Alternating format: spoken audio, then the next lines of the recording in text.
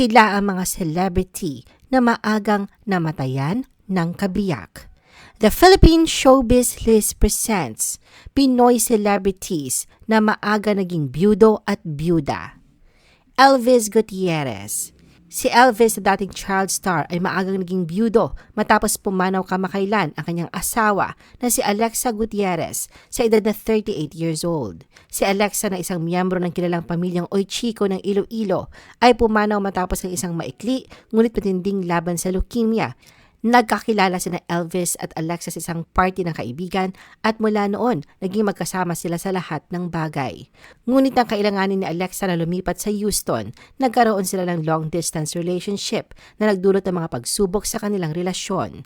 Sa kabila ng mga pagsubok, hindi sumuko si Elvis at nagdesisyon siyang iwan ang kanyang karera sa pag-arte upang sumunod kay Alexa sa Houston. Matapos ang 4 na taon ng pagiging malayo sa isa't isa at sa kabila ng mga problema, nagpakasal ang mag-asawa noong 2015. Ang kanilang pagmamahalan ay nagbunga ng 2 batang anak na babae, ngunit nauwi sa malungkot na pagtatapos ang kanilang kwento. Diana Zubiri. Sa edad na 25, si Diana Zubiri ay dumaan sa isang masalimuot na yugto ng kanyang buhay nang maagang mabyuda at mawalan siya ng kanyang unang asawa, si Alex Lopez, dahil sa sakit na liver cirrhosis noong 2010. Isang mapait na katotohanan ang kanyang hinarap nang malaman niyang may malubhang sakit si Alex matapos silang magpakasal. Naging napakahirap para kay Diana ang tanggapin na may malubhang kondisyon si Alex, lalo na't hindi ito agad inamin sa kanya ng kanyang asawa.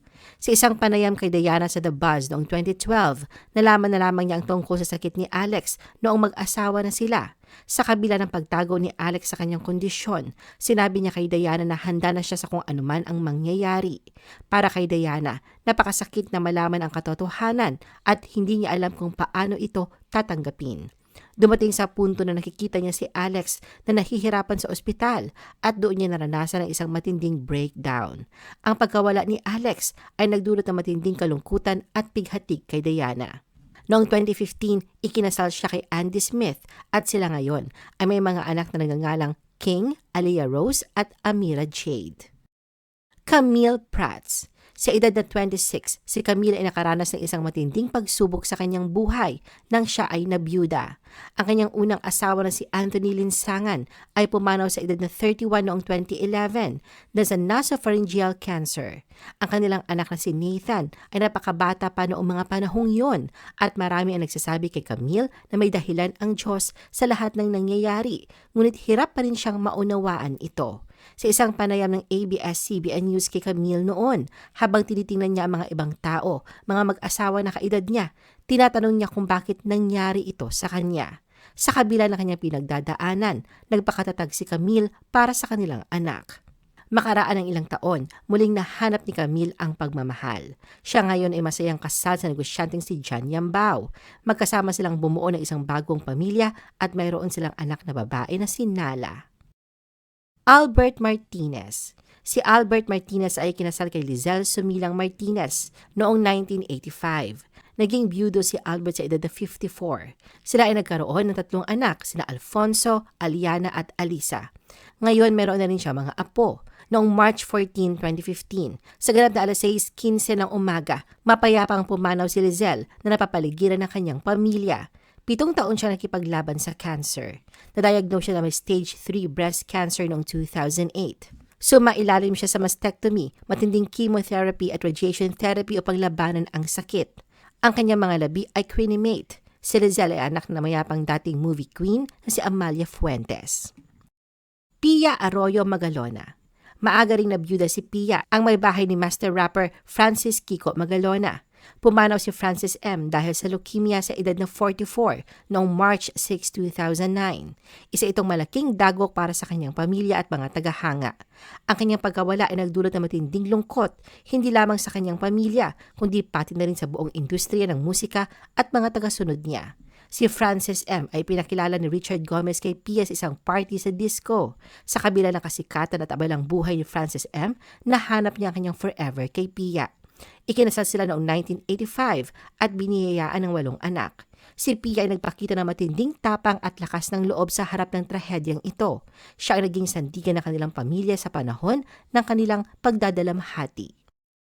Wawi de Guzman. Si Wawi ay maagang nabiyudo sa edad na 38. Siya ay isa sa mga kilalang matinee idols noong dekada 90. Nakilala din siya bilang miyembro ng dance group ni Universal Motion Dancers.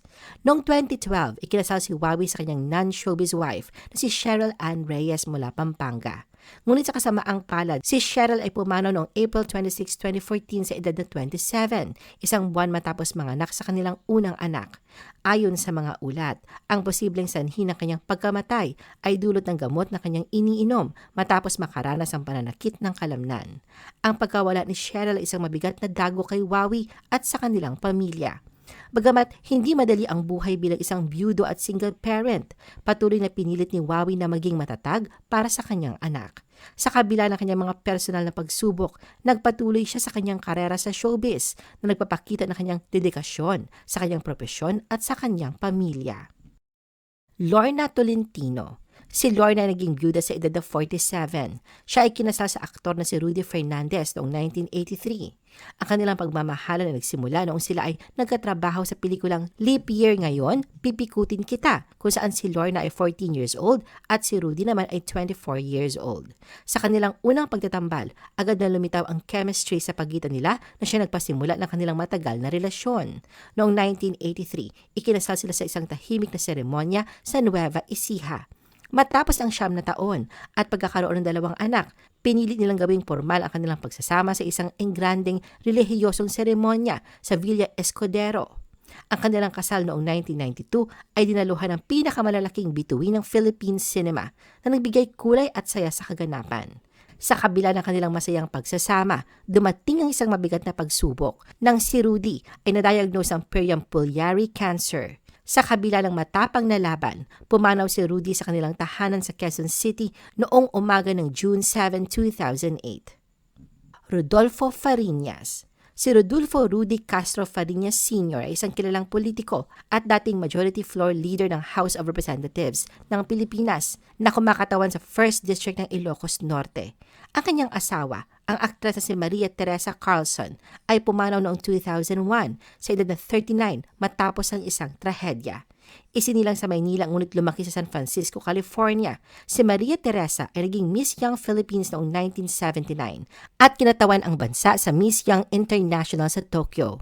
Kilala siya sa kanyang mga pelikula, partikular sa mga komedya at sa sikat na linya na Si Ako, Si Ikaw sa sitcom na Chicks to Chicks.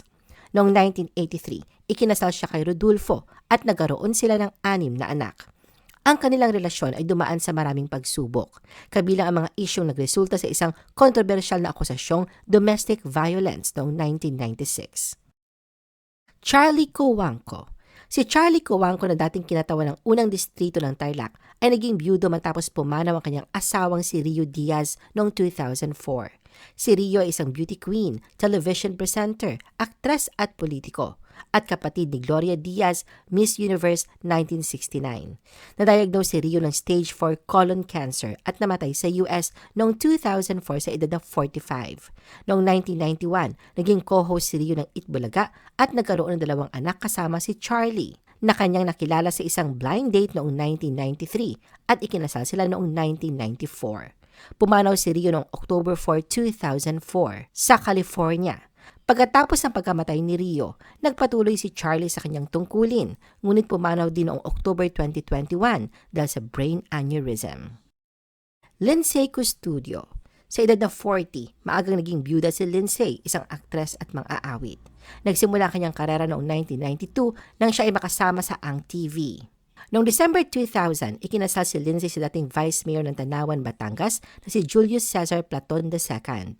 Nagkaroon sila ng 2 anak, ngunit sa kabila ng kanilang masayang pamilya, ang buhay ni Lindsay ay nagbago nang pumanaw si Julius noong November 2018 dahil sa isang aksidente sa kalsada. Sa kabila ng kanyang mga pagsubok, nagpatuloy si Lindsay sa kanyang buhay. Noong May 2, 2022, nag-asawa siyang muli sa businessman na si Frederick Cale sa isang civil wedding ceremony na ginanap sa Muntinlupa. Ngunit noong June 2024, formal nang naghain ng reklamo si Lindsay laban sa kanyang estranged husband na si Frederick. Ang paglabag sa Anti-Violence Against Women and Their Children Act. Ang reklamong isinampan ni Lindsay laban sa asawa niyang nakabase sa Canada. I-post ang inyong comments at reaction sa baba. At huwag kalimutan na i-like at i-share ang video na ito. Gusto mo pa ba ng ibang showbiz videos? Panoorin ang aming iba pang top viewed videos. Para sa aming mga YouTube viewers, pumunta lang sa description ng video na ito o i-click ang link sa itaas ng screen. Para naman sa mga Facebook viewers, ay maaari ninyong hanapin ang mga link sa comment section ng video. I-follow nyo din kami sa Facebook at mag-subscribe sa aming YouTube channel. Thanks for watching!